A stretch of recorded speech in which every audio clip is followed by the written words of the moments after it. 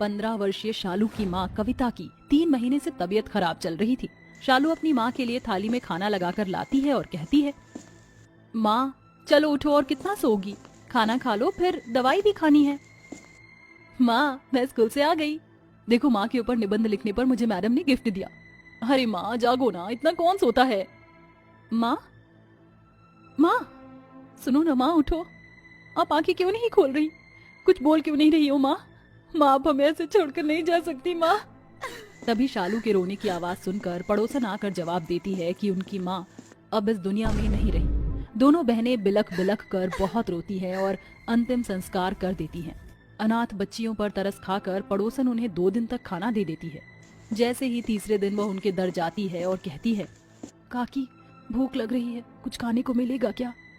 अरे तुम दोनों गरीब अनाथ बहनों ने मेरे घर को होटल समझ रखा है, जो तुम जब भी आओगी तो खाना खिला दूंगी। 2 दिन खिला दिया क्या काफी नहीं है? अब क्या तुम्हारा जिंदगी भर का राशन पानी मैं अपने घर से करूं? मेरे पास तुम्हारे लिए अब कोई निवाला नहीं है, जाकर कहीं और से इंतजाम करो। ठीक है काकी। पड़ोसन चंपा की कटी बातें दोनों बच्चों के दिल पर तेजी से वार करती हैं। दोनों बहन रोते हुए नदी की ओर पहुंचकर अपनी माँ को याद करने लगती हैं। तभी 8 साल की छोटी बहन प्राची कहती है, दीदी आपको भी मेरी तरह माँ की बहुत याद आ रही है ना? हाँ प्राची, माँ के बिना कुछ अच्छा नहीं लग रहा। दीदी क्या मैं आपकी गोद में अपना सर रख लूं? माँ होती तो वो ऐसे ही किया करती थी। हाँ रख ले, तेरा जब भी मन हो मेरी गोद में सर रख लेना, पूछने की जरूरत नहीं है।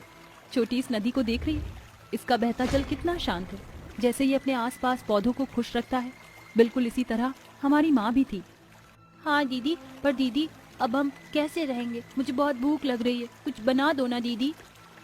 ठीक है, घर चल, मैं बनाती हूँ कुछ, पता नहीं घर में कुछ होगा भी या नहीं। दोनों बहनें घर पहुँचती हैं। शालू कुछ बनाने जाती है पर वहाँ राशन के डिब्बे खाली पड़े थे। ये देखकर वो कहती है, हे भगवान, अब हम गरीब अनाथ बहनों का क्या होगा? माँ भी हमें छोड़कर चली गई, घर में भी कुछ नहीं है। दीदी क्या हम भूखे ही मर जाएंगे? नहीं नहीं मेरी बहन, ऐसा कुछ नहीं होगा, मैं काम करूंगी। वो देख, माँ की सिलाई मशीन रखी है, उन्होंने मुझे सूट सिलना सिखाया था, वही काम करके हम अपना पेट पालेंगे।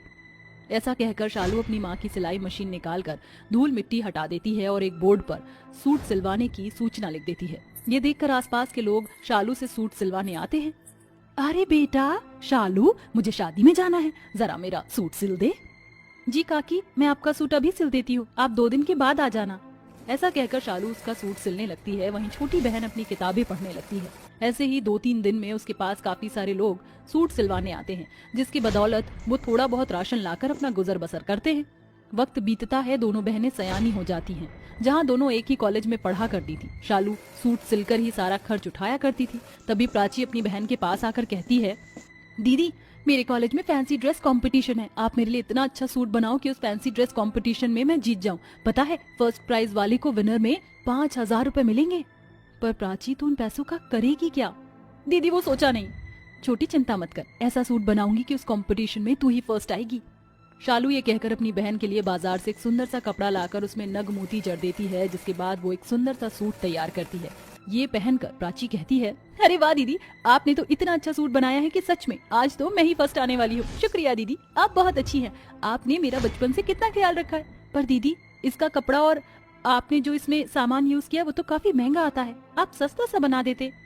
नहीं, अपनी बहन के सूट में मैं कोई कमी नहीं रखना चाहती थी, क्योंकि वह कंपटीशन तुझे जीतना है ना। वो तो शुक्र है कि तेरा सूट बन गया, तभी सिलाई मशीन टूट गई, अब उसमें भी खर्चा आएगा और पैसे सारे खत्म। अब जा वरना लेट हो जाएगी। जी दीदी।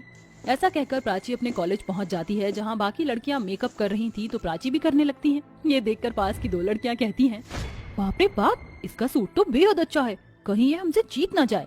ऐसा करते हैं, इसके सूट को खराब कर देते, फिर हम ही जीतेंगे।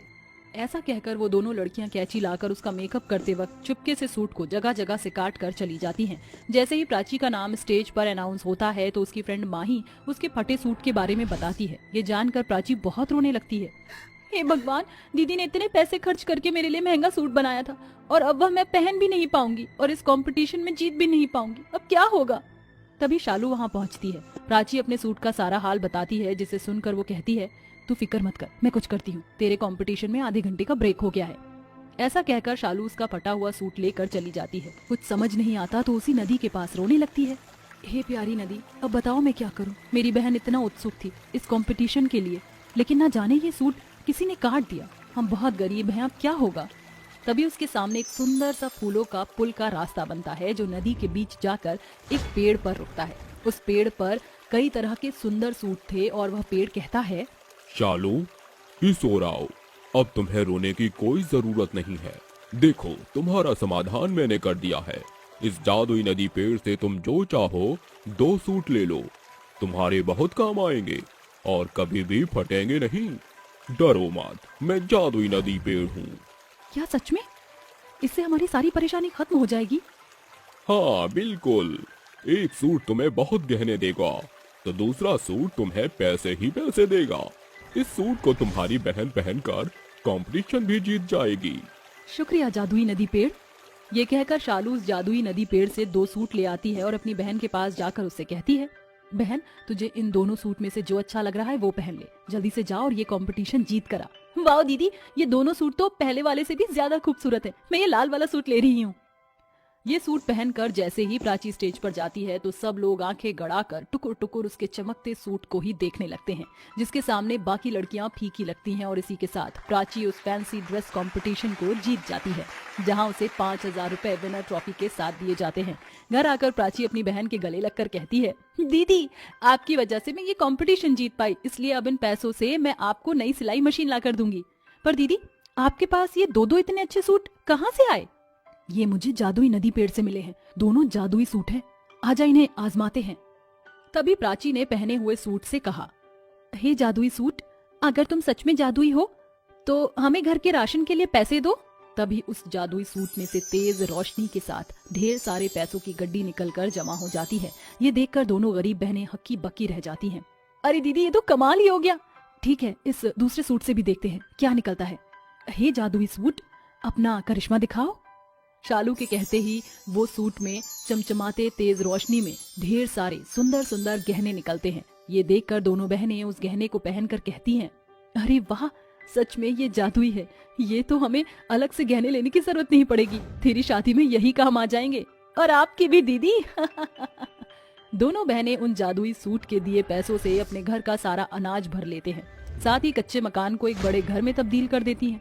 कुछ ही समय में दोनों बहनों की पढ़ाई पूरी हो जाती है और अपने पसंद के लड़के से दोनों उस जादुई सूट के बदौलत धूमधाम से शादी कर खुशी खुशी रहने लगती हैं।